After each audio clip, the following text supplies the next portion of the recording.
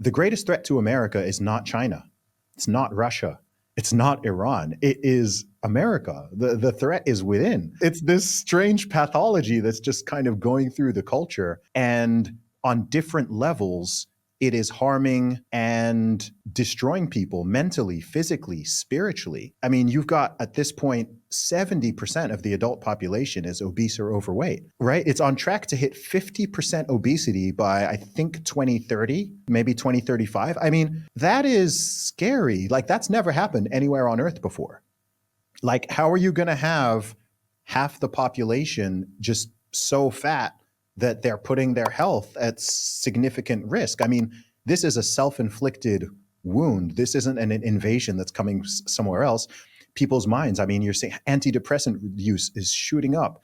The amount of suicides is going up. The amount of overdoses, over 100,000 per year now. That number, not so long ago, used to be under 20,000, and now it's over 100,000. I think last year, about 110,000 overdoses. And I think on top of that, another 100,000 from too much alcohol.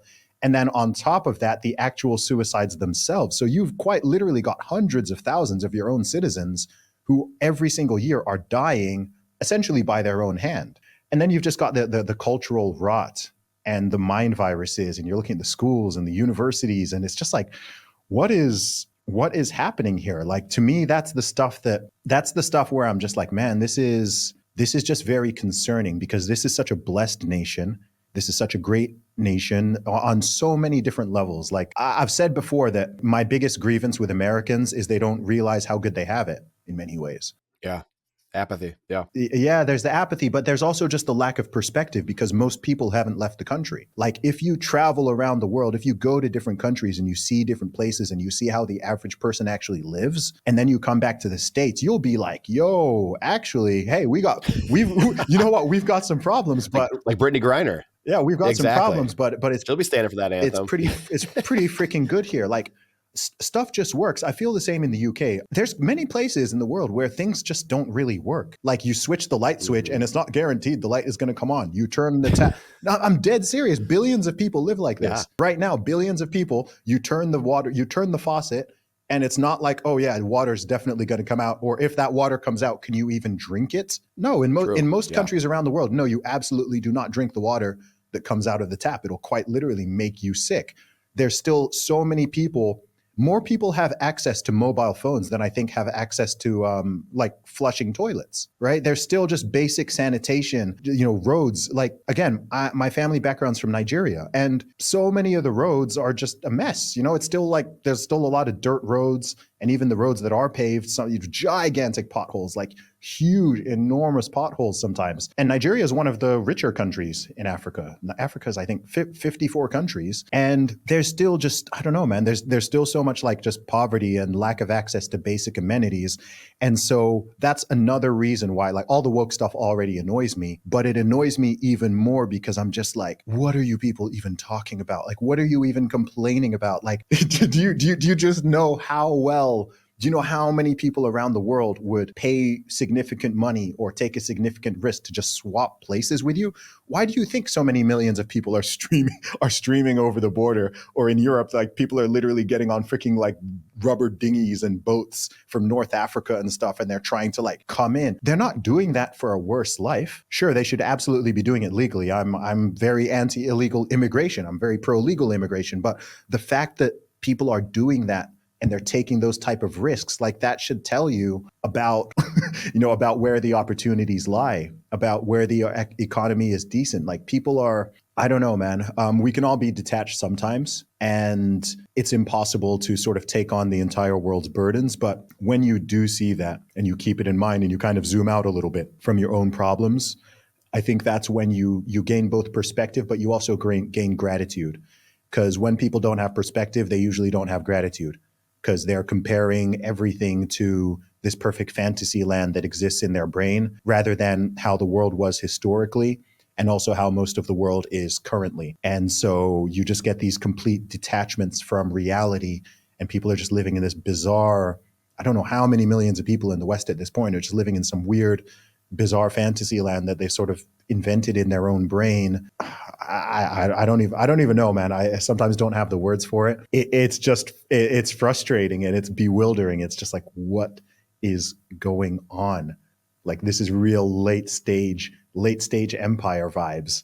And I don't want this thing to collapse, right? I want the West to remain a leader. I want America to remain a leader in the world in many aspects. But if people just sort of collectively continue to do this, if the politicians and all these bureaucrats continue to undermine their own nation, undermine the country's values, not give a crap about the citizens, keep printing money, sending money overseas for stuff that doesn't benefit the people in that country, all of this stuff combined, it's just like, God. What part of the world has you most excited in those terms? I mean, it seems like Nigeria might be, I always think of Central and South America and Africa really being some of the greatest stories, I think, of the next century. 10 years ago, who the heck wanted to go to El Salvador?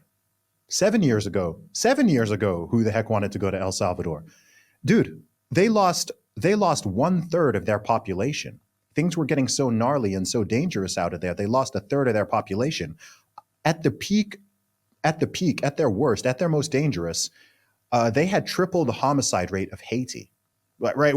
Haiti is not known for its safety, and so El Salvador has quite literally, in under a decade, they've gone from being the most dangerous country by murder rate in the entire world to the safest country in the entire Western Hemisphere. Safer than the USA, safer than Canada, safer than all their Central American neighbors. Like, that's crazy. If you think about it, 97% drop in homicide. Yeah, it's unbelievable. First country. Who would have thought, if someone asked you 5 years ago, hey, what's going to be, just 5 years ago, let alone 8 years ago, what's going to be the first country to adopt a Bitcoin as legal tender? Maybe you would have thought, oh, last on the bingo card. Yeah. Right. I know people who have moved there now. Like, I've got friends from America who now live in El Salvador, and it's just like, huh? Who saw that one coming? So my point is just that we can make some predictions. Like, I'm happy to make sort of generalized predictions. I see more multipolarity. I see a huge amount of migration. When we think about migration right now, people tend to think of it from east to west. People tend to think, well, everyone wants to come to the US. Everyone wants to go to Canada. Everyone wants to come to the UK. I'm seeing a lot of west to east immigration going on. Obviously, I live in a country where that's just huge amount of that. The amount of British people who now live in the UAE is just crazy. And I see more of that happening. I can see more people moving to Central and South America. In fact, there's people in Mexico who are complaining that too many Americans are streaming over the border. So I know a handful of people that did that too. Yeah, exactly. So, and now we've got the rise of remote working. Because why do people even live in big cities to begin with? Because historically, that's where the jobs are. You got to live in New York. You got to live in London. You got to live in LA, San Francisco. That's all going to change. It's already changing. And I just simply see those trends accelerating. So I think we're actually due for a super exciting century. I'm very intrigued to see how it's all going to pan out. We probably won't live to see all of it, but fingers crossed, our descendants will get the chance to witness it. And I think it's exciting. We've definitely got some challenges ahead. There's some stuff which is quite scary, and then there's also stuff where it's just like, hey, man, the world is becoming smaller in many ways. We're so interconnected. Our ability to find information and share it. I mean, look at what we're doing right now, Brandon. This is to any previous generation. This is basically witchcraft. What where are you right now? I'm in Michigan. You're in Michigan. I'm in Dubai.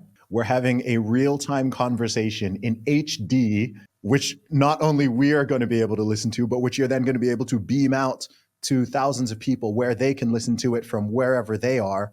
And it's virtually free. It's magic. It's literally magic. It's unbelievable. So in saying some of that, why, like you mentioned this, what were a couple of those reasons that you returned to the Gulf? If you want the answer to that question right there and you like that spicy clip, check it out here. Come on, we'll see you in there.